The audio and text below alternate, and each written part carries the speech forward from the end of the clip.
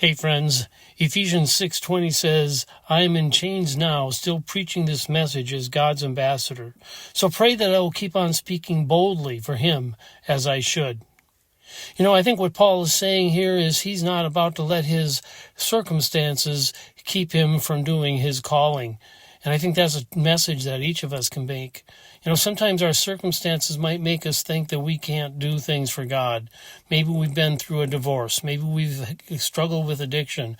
Maybe we struggle with some bad relationships or some bad choices. Or maybe we just got ourselves in a financial situation that we see no way out of.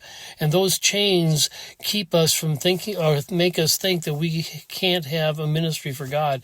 And Paul says, here, this is the Apostle Paul, the one that persecuted Christians, the one that killed Christians, the one that did everything he could to destroy the church of God. And then he finds Jesus, and nothing changes really other than his outlook on life. He's beaten, he's stoned, he's left for dead, he's shipwrecked, he's rejected by people.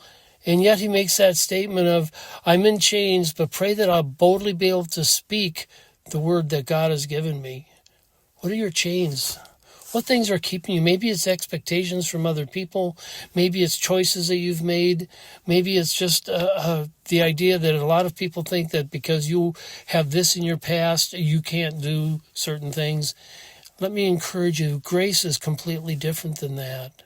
Paul says, pray that I'll have boldness to speak. Speak not only in spite of your circumstances, but speak in view of the fact that your circumstances strengthen you to do what God has called you to do. Think about it. God has called you to wherever you are right now. No matter what you've been through, no matter what you have done, whether it's choices you've made or other choices that people have made for you, God has a place for you, and he's called you to this place so that you can do his ministry. And sometimes some of the people that have the strongest message are the ones that have the worst past.